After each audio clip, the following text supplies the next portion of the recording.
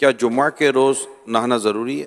مستحب ہے، نہیں نہایا تو گناہ نہیں ہے لیکن فضائل بہت ہیں اس کے، نہانا چاہیے۔ کیا نہاتے وقت قبلے کی جانب چہرہ یا کمر کی جا سکتی ہے؟ اگر ستر کھلا ہوا ہے تب تو بہتر یہ کہ قبلے کی طرف منہ یا پیٹھ نہ کرے نہاتے وقت، اور استنجا خانے میں تو قبلے کی طرف منہ یا پیٹھ کرنا استنجا کرتے وقت یہ تو حرام ہے۔